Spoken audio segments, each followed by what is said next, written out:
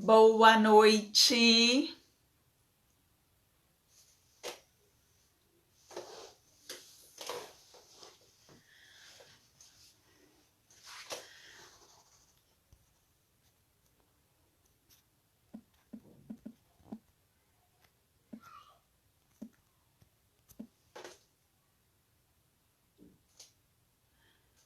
Olá. Isso aí, pessoal. Vamos entrando. Sejam todos bem-vindos a mais uma live da Casa Gestão Legal. O pessoal tem me dado um retorno aí bem bacana, me dado um feedback aí bem positivo, que tá gostando bastante das nossas lives, né? Gostando aí dos conteúdos. Depois eu vou abrir de novo para o pessoal sugerir aí, né?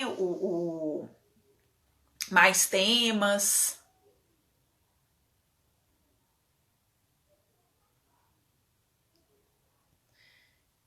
Boa noite, pessoal.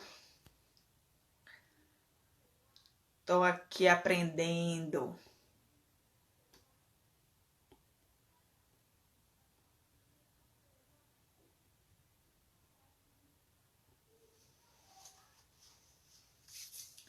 Matheus já entrou aí.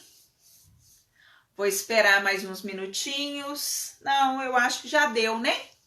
Já deu o nosso horário. Vou chamar o Matheus para falar aí para gente hoje um pouco sobre gestão de mudanças. Muita gente também me perguntou o que seria, né? Gestão de mudanças, porque vocês não estão habituados, né, com esse termo. E hoje o Matheus vai falar aí pra gente brilhantemente como, por quê e para que serve, né? Gestão de mudanças. Deixa eu chamar o Matheus aqui.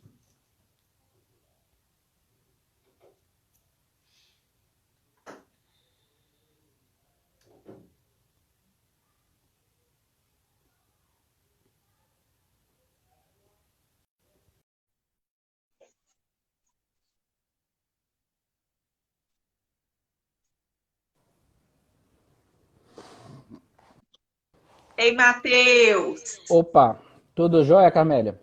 Tudo jóia? E você? Quanto tempo? Pois é, tem tempão que eu não te encontro, né? Não é? Como é que estão as coisas aí nessa Ah, tamo, pandemia? opa, tamo aí, continuamos aí trabalhando muito, né? Uai, Caiu cadê aí, minha? Deixa eu ver sumiu. aqui. É estranho, deixa eu ver aqui. Acho que eu vou ter que sair e entrar de novo, pera aí só um minutinho. Tá.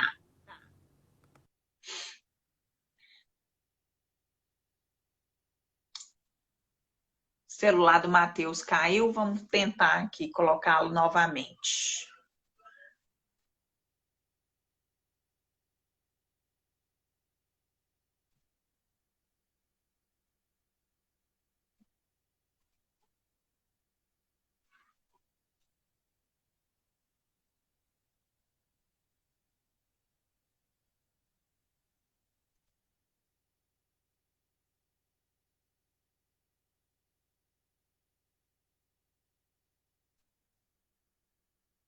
Hoje o friozinho deu trégua, né?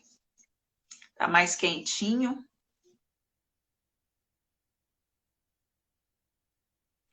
Ei, Gabriel, boa noite.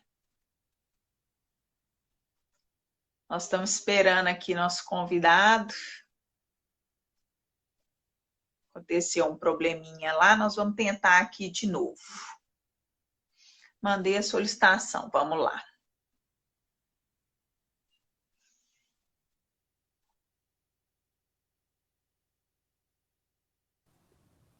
Opa, eu deixei o telefone E cair e não consegui voltar, não sei por quê. voltar, né? É.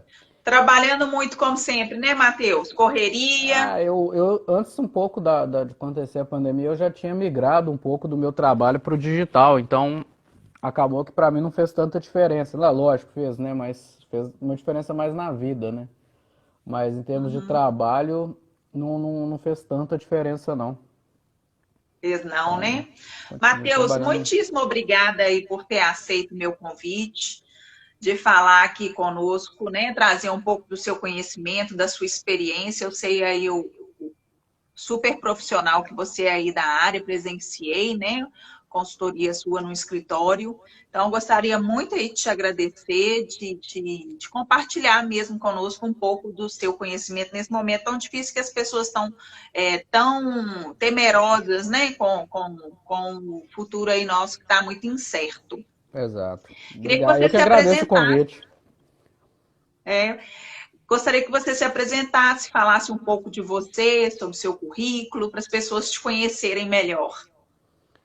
Bom, eu sou Matheus Santiago, eu tenho 36 anos, sou formado em administração de empresas, especializado em gestão de projetos e tenho formação em coaching também. Eu atuo como consultor de gestão empresarial já há mais de 10 anos, com foco em gestão principalmente de processos, projetos e pessoas. Então eu ajudo organizações aí dos diversos tipos, diversos portes, a enfrentar desafios da gestão, tanto a parte financeira, a parte de como da organização do trabalho, contratação e retenção de pessoas. Ajuda empresas de uma maneira geral a aumentar, alcançar aqueles resultados que elas gostariam e eventualmente até a aumentar esses resultados, né? Então, Uhum, a gestão é uma questão metodológica. Então, é claro que ter um mínimo de conhecimento sobre como as coisas funcionam faz diferença, mas eu consigo atuar desde um escritório de advocacia, por exemplo, que foi onde eu te conheci, até uhum. uma indústria pesada, uma indústria siderúrgica, por exemplo. Eu já passei por comércio varejista, redes aí que com faturamento de bilhão, até um pequeno empresa familiar de contabilidade que tinha três, quatro funcionários. Então, assim, a gestão, é claro, ela tem que se adaptar e tal, ela tem algumas ferramentas que são muito robustas, mas a gente consegue adaptar tudo a metodologia de gestão para diferentes cenários e evoluir no que a gente chama de maturidade gerencial, independente de qual seja o seu segmento de negócio. Bacana. Matheus, hoje nós vamos falar aí um pouquinho sobre gestão de mudanças, né? Muita gente me mandou direct, né, perguntando, Carmélia, o que é gestão de mudanças e tal, porque as pessoas não estão habituadas, né, a esse termo. Sim. Eu queria que, para começarmos aí, a gente falasse para as pessoas um pouco o que seria gestão de mudanças. Bom, eu até postei uma frase essa semana, por coincidência, de um autor chamado John Kotter, que ele diz que toda transformação, toda mudança é um processo e não um evento. Então, nada muda assim do nada, né? Tipo, do nada foi lá e mudou. É muito difícil, assim. Normalmente, qualquer um tipo de mudança, desde a mudança mais simples, pessoal, por exemplo, a pessoa resolve lá, vou parar de fumar. Muito difícil essa pessoa tomar essa decisão assim do nada e mudar. Provavelmente ela já tinha Uhum, pensado naquilo, já tinha tentado algumas formas, foi lá, usou um chiclete, fez a simpatia. Então, enfim, ela passou por um processo de maturação daquela ideia, no sentido de como fazer aquilo. E todo esse processo de mudança, ele acontece mesmo que seja de forma intuitiva e não planejada.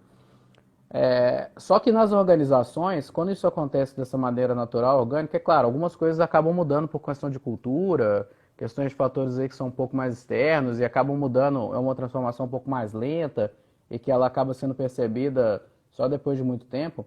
Mas quando uma empresa precisa mudar alguma coisa, esse processo precisa ser planejado. Por quê? Porque senão tem sim. uma chance muito grande de dar tudo errado. E é Uhum, exatamente aí que entra essa ideia, essa história de gestão da mudança. Por uhum, exemplo, agora está acontecendo um exemplo muito claro. Várias pessoas tiveram que passar a trabalhar em home office, certo? É, certo. o home office ele já era um movimento que vinha aí de uns 2, 3 anos no mundo, talvez de uns 5 anos ou até mais. No Brasil aí de uns 2 ou 3 anos, de algumas profissões passarem a já incorporarem o home office. Principalmente profissionais de TI já trabalhavam bastante em home office. É, alguns profissionais, por exemplo, trabalhavam 1 ou 2 dias na semana em esquema de home office. Só que o advogado, eu lembro bem que, principalmente advogado, quando engravidava, tinha menino, acabava fazendo home office no tempo da licença, porque a Sim, maioria muitas vezes não é mulher. CLT, né? E tal, e aí não Uhum, tem como continuar recebendo pela, pela Previdência e tal, então acabava fazendo um trabalho de home office para poder continuar com o filho em casa e trabalhando ao mesmo tempo. Então, é uma realidade que já estava fazendo parte um pouco da vida das pessoas. Só que, por exemplo, nesse momento agora, as pessoas foram meio que forçadas a trabalhar em home office. E está tendo uma série de problemas que a gente está vendo aí. Por quê? Porque as uhum. pessoas não se prepararam para isso. Então, foi uma transformação, uma mudança que aconteceu por um fator externo, como eu disse, que pode interferir, mas que muitas vezes as empresas não tiveram tempo para fazer o planejamento daquilo. Então, colocou a Exato. pessoa para trabalhar em home office sem saber se ela tinha uma internet de qualidade, se ela tinha uma estrutura de móveis, cadeira, mesa apropriada com a questão da ergonomia, sem saber se ela tinha um equipamento interessante para poder atuar, porque às vezes a pessoa usa o computador no serviço e não levou o computador para casa, sem saber se ela Uhum, teria. E outra, né? Agora também tem um agravante que, além de tudo, pararam as escolas. Então, as crianças estão em casa e o pai que muitas vezes tem que dar conta das crianças, né? Que poderiam estar na escola, ou quem tem uhum. mais condição poderia colocar com a babá, por exemplo.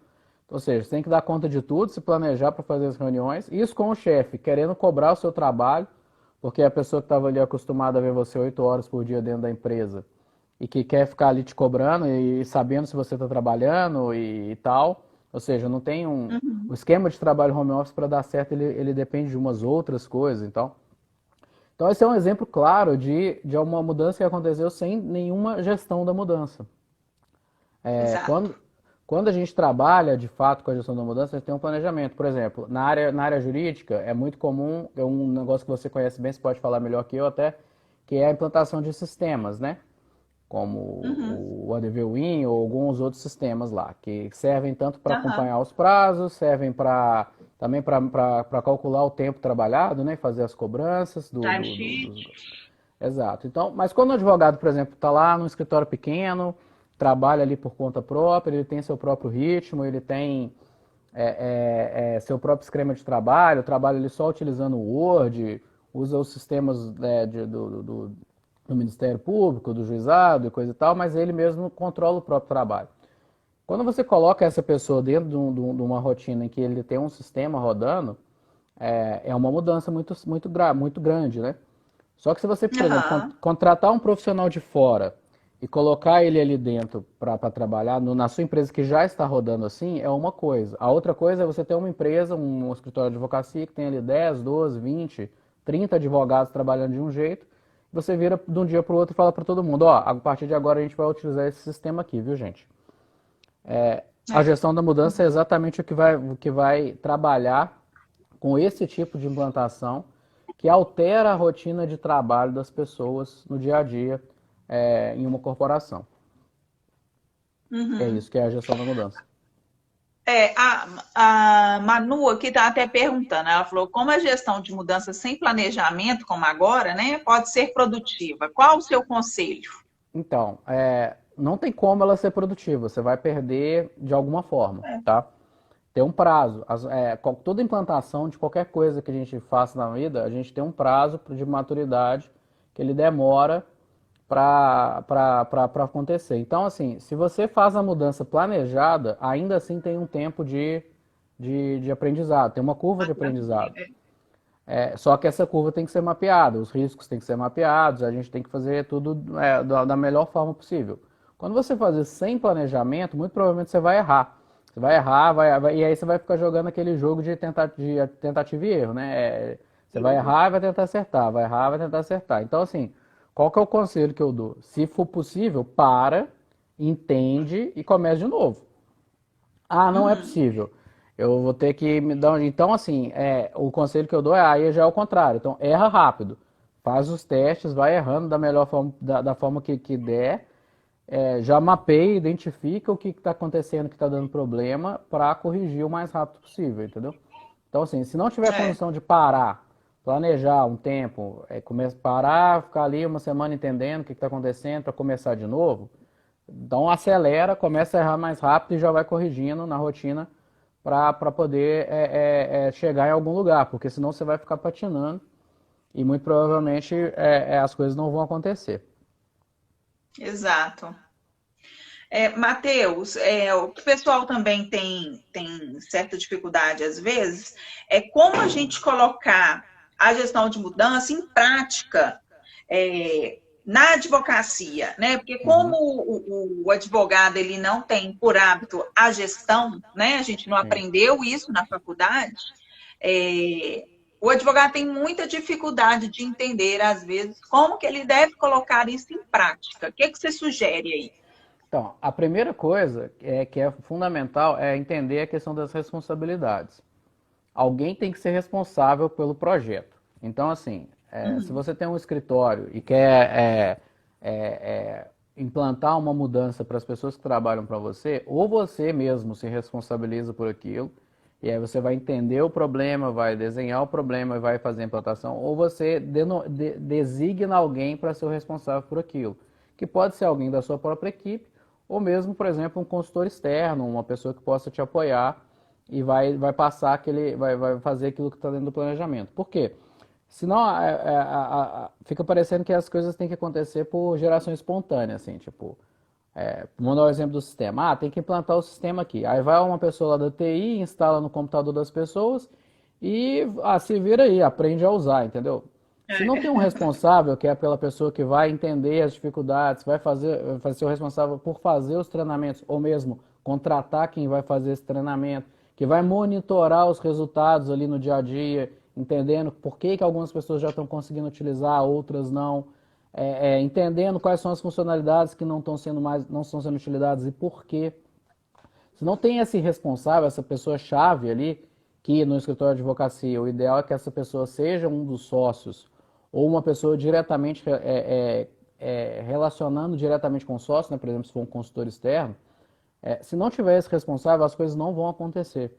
Então, assim, Uhum. o primeiro passo para se implantar a gestão das mudanças, principalmente aí no escritório de advocacia, é alguém ser o responsável. O segundo passo, Uhum. que também é tão importante quanto, é entender que se essa mudança for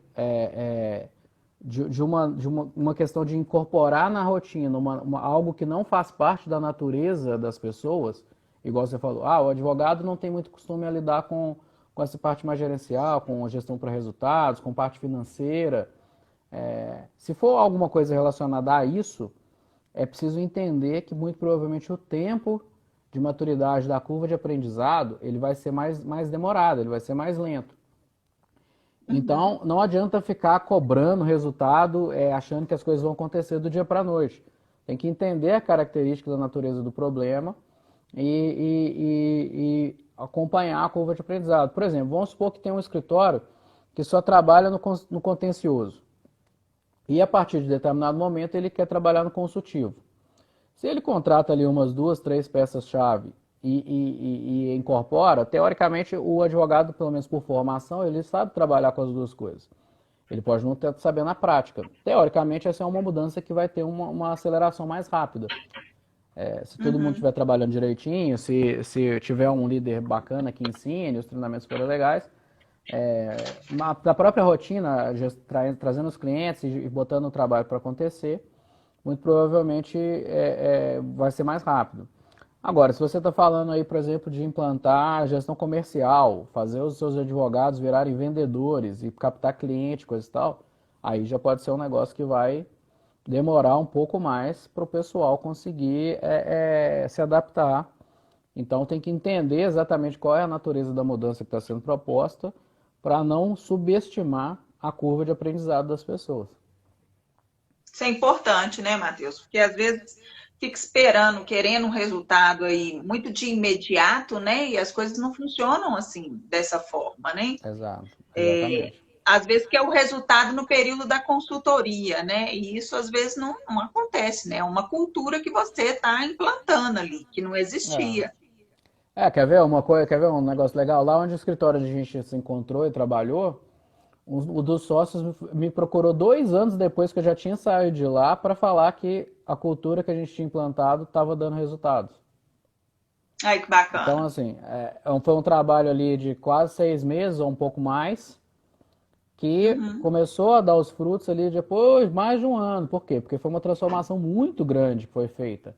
Foi uhum, uma mudança no modelo de negócios. Então, assim, entraram pessoas na empresa, saíram pessoas da empresa que não tinham tanta aderência ao tipo de cultura que estava querendo ser implantada. Então, assim, uhum. é um jogo de longo prazo, né? Então, assim, dependendo da magnitude da mudança, é preciso entender isso. E o que é mais comum?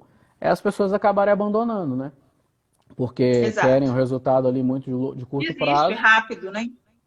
E assim, querem um resultado muito no curto prazo e acabam perdendo os benefícios que poderiam colher desse desenvolvimento, dessas mudanças que são mais amplas, né?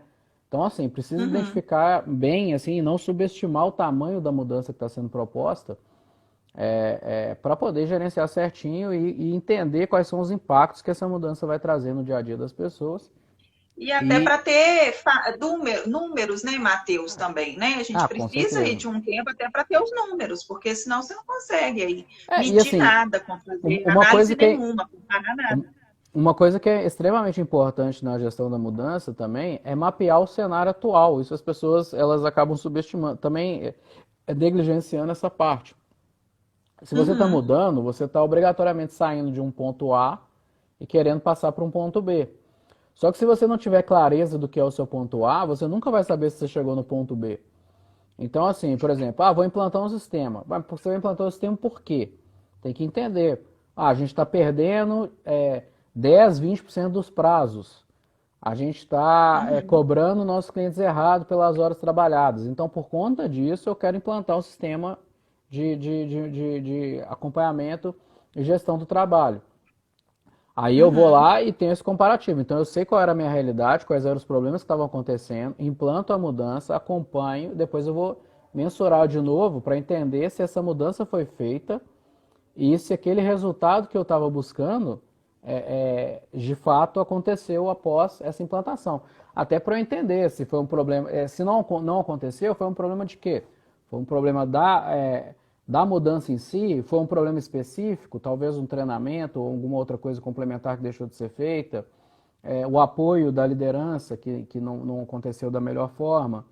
Então, assim, Uhum. pensar um pouco melhor, entender um pouco melhor o cenário atual para saber exatamente onde se quer chegar uma vez que a mudança tiver sido implantada. Isso aí. Matheus, e agora o pessoal, né, o RH das empresas, escritório de advocacia e tal, sempre foi um setor muito importante, né? É, as pessoas hoje, cada dia mais, se preocupam aí com os colaboradores, com a satisfação da equipe e tal. Quando a gente vai implantar esse tipo de gestão, né, é importante o engajamento aí da equipe, das pessoas, para que as coisas de fato aconteçam da melhor forma possível. O que você tem aí para dizer para a gente, tipo assim, para que os sócios ou coordenadores, né, o responsável aí pela implantação, por essa mudança dentro dos escritórios, o que você tem aí para dizer para eles com relação ao engajamento da equipe, a motivar as pessoas, para que a gente tenha aí um melhor resultado?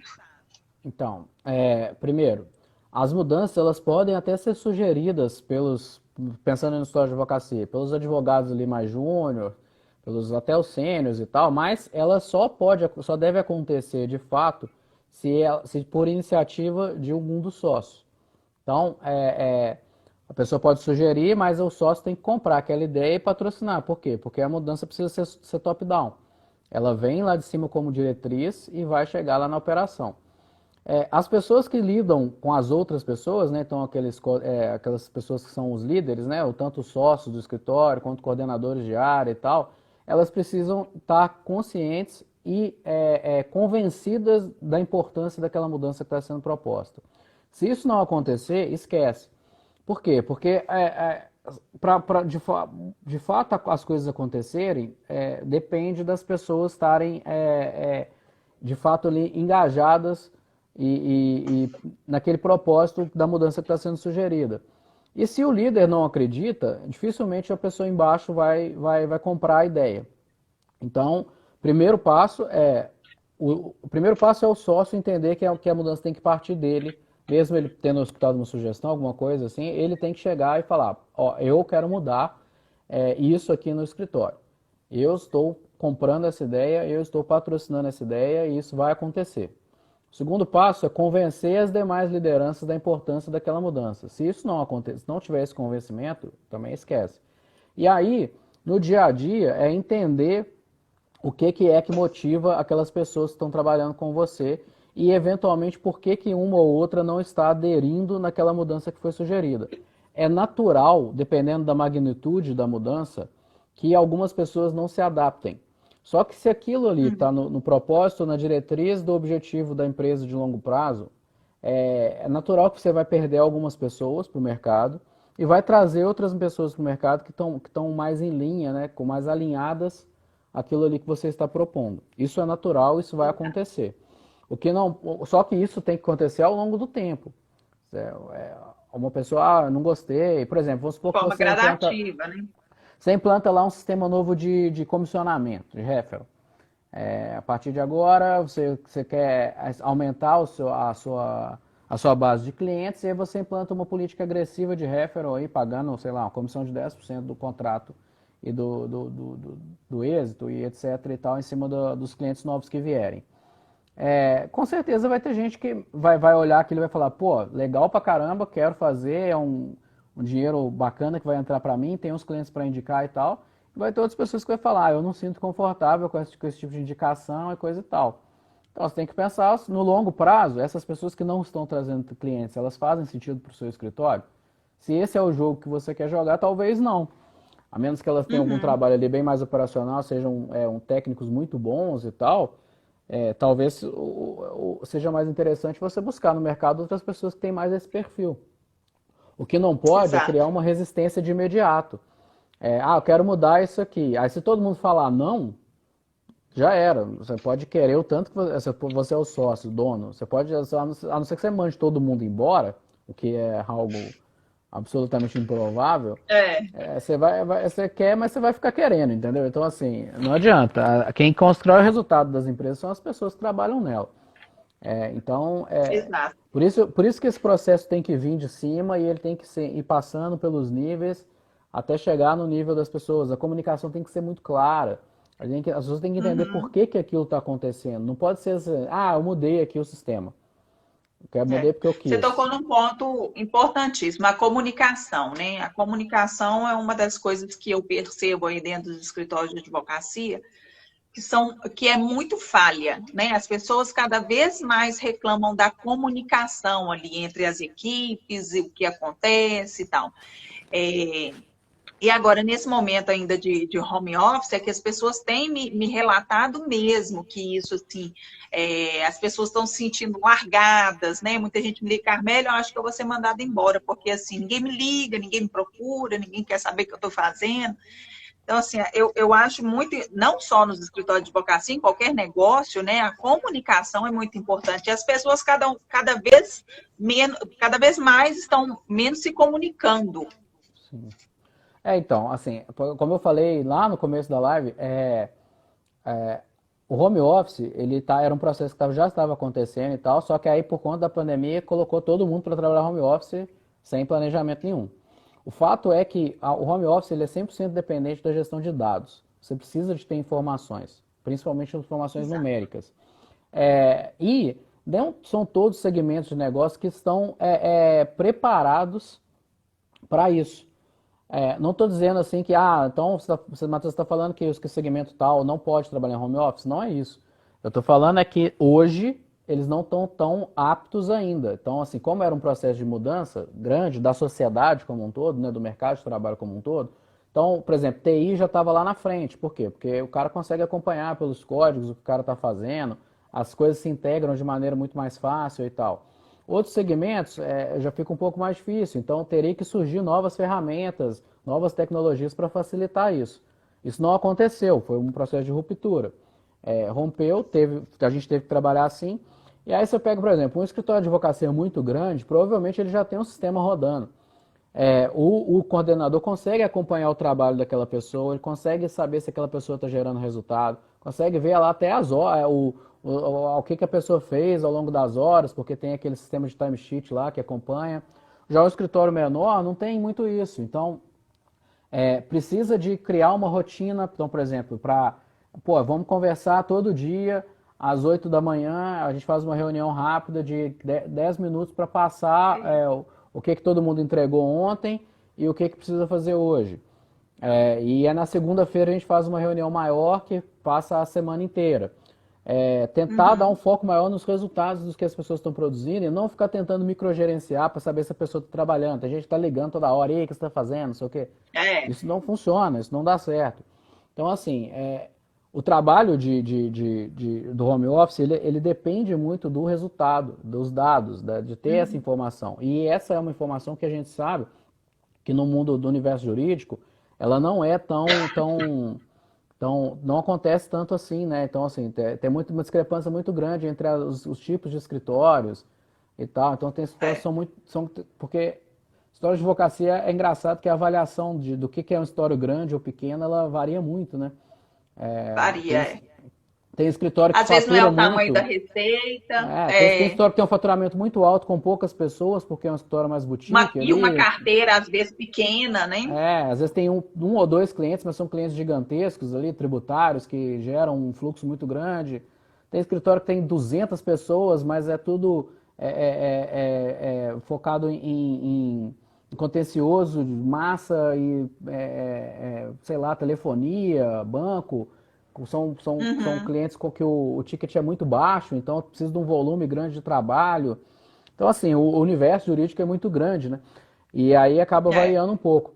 Normalmente, escritórios que têm mais pessoas, eles já estão mais... Aí, pensando pela métrica do maior em termos de número de pessoas, dificilmente um escritório que tem aí 50, 60 advogados está rodando sem sistema, né? Então, muito provavelmente esses escritórios já estão um pouco mais preparados para trabalhar com a questão do home office. Tem um problema no home office também que ele é intrínseco ao modelo, que é a questão do aprendizado das pessoas, o desenvolvimento das pessoas. É o fato de estar ali com um profissional mais experiente, aprender e tal. No home office isso fica um pouco mais dificultado. Perde um pouco, Precisa de entender o que pode ser feito nesse sentido, entendeu? Pensar aí, por exemplo, uma palestra dos próprios membros da equipe, aí com duração de 40 minutos sobre um tema, uma vez por semana, por exemplo, 2 vezes por semana. Hoje o fulano vai falar aqui sobre como lidar com a situação tal. Então o cara vai passar ali um pouco da experiência dele, tal. Não é a mesma coisa que você estivesse ali aprendendo junto com a pessoa no dia a dia, mas a gente tem que se adaptando, porque essa é a realidade, né? E provavelmente vai ser a realidade por algum tempo. E para algumas pessoas vai acabar sendo a realidade independente da pandemia, porque o sistema de home office ele ajuda muito a reduzir custos, né, nas empresas. Então pode ser que muitas empresas acabem pode ser que muitas empresas acabem optando por esse modelo de trabalho, independente da pandemia, né? Então, enfim, mas aí, como eu falei, né, pode ser que acabe acontecendo por um processo não planejado e vai gerar uma série de problemas, né? Se não pensar nisso. Aí fica naquela questão do tentativas, erros e acertos, né? Matheus, você tocou também num ponto importante, você falou assim, que normalmente às vezes tem escritórios maiores que já tem software, né? Eu já fui em grandes escritórios que não tem software, que ainda está fazendo o controlezinho pela planilha, pelo Outlook, né? Mas a gente tem esperança aí que eles também vão se adaptar. Esse pessoal aí tem que ter consciência que o home office deles muito provavelmente nunca vai funcionar, entendeu? Ou pelo menos não vai funcionar de maneira plena, porque o home office depende de dados. Se você não tiver sem dados... A sorte é que a justiça meio que parou, né? Um pouco. Sim. Então, tá ajudando aí esses escritórios aí que não tem esse tipo de organização. Mas quando optar por esse tipo de serviço, home office, e que as coisas já vão estar funcionando aí a todo vapor, já não consegue mais, Sim. Então, né? pensa, cara, é só você pensar, cara, pensa assim, pensa um escritório maior. Tirando ali uma ou duas, parece que pega uma área inteira. Uma área de controladoria. Tem alguma justificativa para uma área de controladoria hoje em dia continuar trabalhando presencialmente? Se São tiver poucos, sistema, não tem porquê, é, porque não é uma área que faz atendimento, entendeu? Então, assim, não tem atendimento ao cliente. zero. Então, assim, a empresa poderia ter uma economia de custo muito grande com as pessoas trabalhando em casa logicamente, com uma ótica de sistema implantada. Nem que fosse, por exemplo, para as pessoas irem na empresa uma vez por semana só, alguma coisa nesse sentido, entendeu? É, Uhum, é, uhum. então, assim, tem que pensar um pouco nesse negócio de fazer as É, coisas de qualquer jeito, fazendo as coisas com planilhazinha, igual você falou. Porque não funciona, entendeu? Assim, às vezes a pessoa acha que ela está ganhando, porque eu tenho que fazer um investimento ali no software, né? Que às vezes, muitas é. vezes não é barato. Só que ela acha que ela está ganhando, mas no médio prazo, longo prazo, ela está perdendo muito, assim, em eficiência, independente da pandemia, sabe? Então, assim, você é especialista nessa área, né? São, são, são, É. são perdas ali que às vezes 1 ou 2% faz muita diferença no final do dia, né? Então, E perdem tudo, né? Produtividade, qualidade, segurança, exatamente. né? Uma série de fatores. Matheus, o que você sugere aí para gente como ferramentas para a gente poder implantar? Uma é um software, né? Um software Sim. jurídico. O que você sugere aí para os escritórios de advocacia como ferramenta para eles poderem implantar aí a gestão de mudanças nos escritórios? Então, depende muito que você, do qual é a mudança que quer ser feita. Então, assim, para que seja feita, para acompanhar o cronograma da gestão da mudança em si, então, o primeiro é estabelecer a dimensão da mudança, mapear riscos, estabelecer um cronograma de implantação do que quer que seja. Então, é preciso ter um pouco de conhecimento. Eu recomendo que as pessoas estudem um pouco da metodologia de gestão de projetos, porque na gestão de projetos ela é mais ampla, mas ela parte, por exemplo, de um tripé que é escopo, prazo, que é o cronograma, e a parte financeira. Então, quanto que vai custar? Depois ele acaba entrando em outras partes, né? Gestão de risco, gestão da comunicação, gestão dos stakeholders externos e tal. Então, é Uhum. interessante estudar essa metodologia de gestão de projetos porque ela se aplica muito bem à questão da mudança.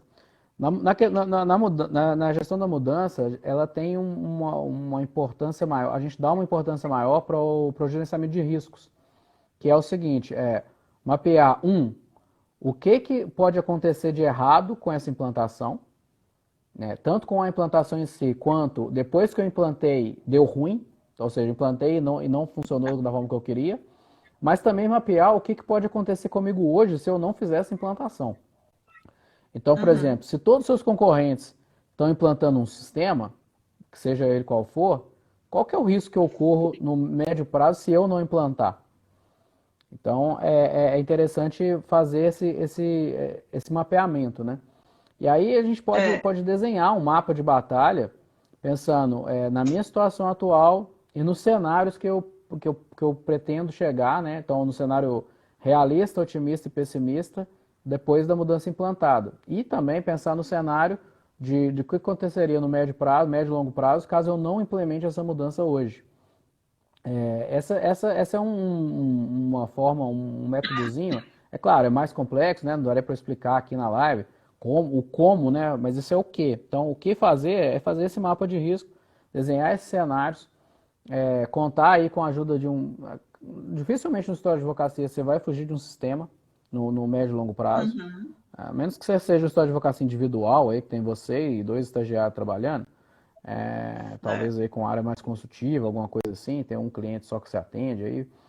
A hora que você começa a rodar prazo, não adianta, não tem como, você vai acabar perdendo se bem, você se não tiver uma lógica, uma sistemática aí para acompanhar. O que é interessante também é estudar um pouco sobre o que a gente chama de Big Data e Analytics, que são essas ferramentas aí de obtenção de dados, obtenção e análise de dados das informações no geral que estão sendo produzidas. Então, é entender por que vale a pena acompanhar Como eu falei, a gente tem que mapear a situação atual para depois ver para onde a gente está indo, certo? Uhum. Ué, meu vídeo travou aqui, não sei por quê. Travou, é. É, Mas o áudio tá beleza. então, a gente tem que mapear para onde a gente está, para onde a gente está indo. E mapear onde a gente está é entender exatamente os números da nossa operação. Então, tudo que você tiver Uhum. puder de implantar de ferramenta que te ajude a entender os números da sua realidade atual é fundamental dentro do processo de gestão e da mudança. Porque você precisa entender se a sua mudança foi efetiva no longo prazo. Isso aí, que é o mais importante, né? Sim. Que é mudar sem saber. A pessoa, né, não acompanha. Se ela não acompanha, ela não vai saber aí se de fato a mudança foi produtiva ou não. Eu falo que é até pressuposto básico, né, com relação a isso também. Matheus, eu acho que já falamos aí bastante, né, sobre o assunto. Eu acho que esclarecemos aí bastante as dúvidas das pessoas. Depois, ao final, eu queria que você indicasse aí alguma bibliografia, né, algum livro para as pessoas que querem aprofundar aí um pouco mais sobre esse assunto. Uhum. Gostaria de te agradecer aí novamente por ter compartilhado conosco aí o seu conhecimento, a sua experiência.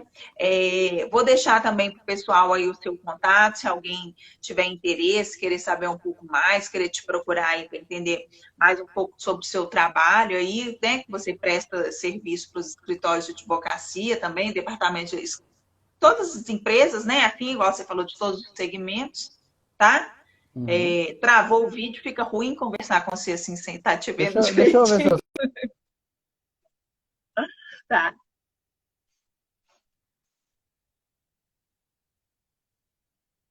Vamos ver aqui, que travou o vídeo. Aí fica ruim conversar com a pessoa sem olhar para ela.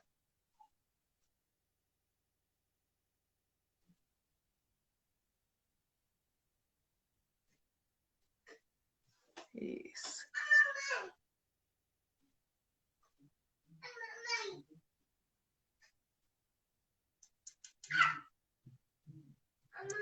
Não entendi, não. Eu fui mexer no chat aqui para ler a Isso. pergunta da moça ali e travou o vídeo. Aí travou, né? Você Mas falou voltou de, certinho. você falou de livro. Acho que o Uhum, livro principal que tem sobre isso, ele é o livro do aquele autor que eu citei lá no começo, né, que falou que tem aquela frase famosa lá que a transformação é um processo, não é um evento. O livro chama uhum, Liderando Mudanças. O autor é John Kotter. Vou escrever aqui no chat aqui. Ele é um livro muito isso. bom, um livro fácil. Uhum, Então é uma bibliografia interessante que pode ser buscada aí para ter uma base sobre o que é a gestão da mudança. isso Aí aí. travou de novo. Aí, tá vendo? Eu tô mexendo no chat, ele trava o vídeo, não tem porquê. Travou, mas postou aí. E procurar, para quem sabe inglês, tem muito material interessante da Harvard Business Review sobre o assunto. É um assunto aí que está em voga no mundo aí já há uns 15, 20 anos. No Uhum, Brasil um pouco menos. Então tem muito material interessante. Se você procurar, em vez de buscar por gestão da mudança, busca no Google por Change Management, que é melhor. Normalmente a acha mais informação em coisas, inglês, né? a informação em inglês é melhor que a português, porque normalmente a informação em português é uma tradução ruim de alguma coisa em inglês. As Uhum. pessoas criam muito pouco, né? Então, É, a para quem busca sabe traz inglês, mais. ampliar a busca aí bastante. Mas eu acho que esse livro aí do Kotler, ele é um livro, do Kotler é um livro interessante aí, que já dá um direcionamento inicial aí para essa questão da gestão da mudança. É interessante também entender, como eu falei, entender um pouco melhor também sobre a questão dos dados, né?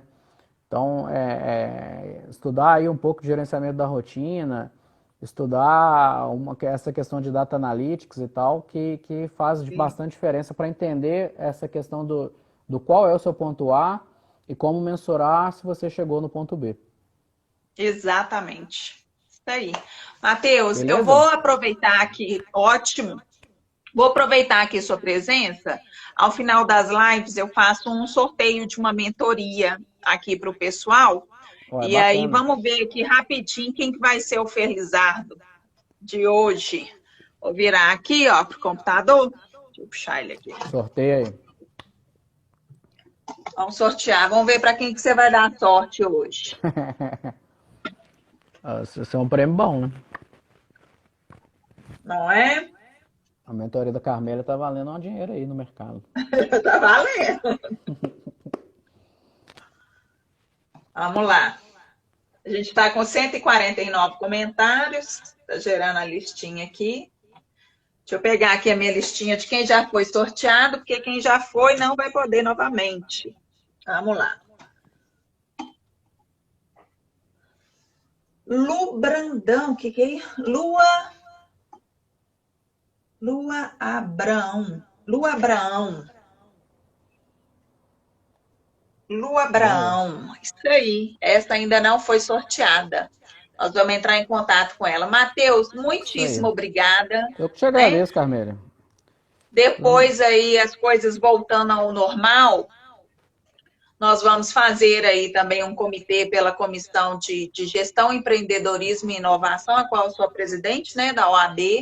E aí eu quero também te fazer um convite aí para você participar desse comitê que a gente vai fazer aí logo quando essa pandemia acabar, tá bom? Poxa, agradeço muito o convite. Estaremos juntos, sim.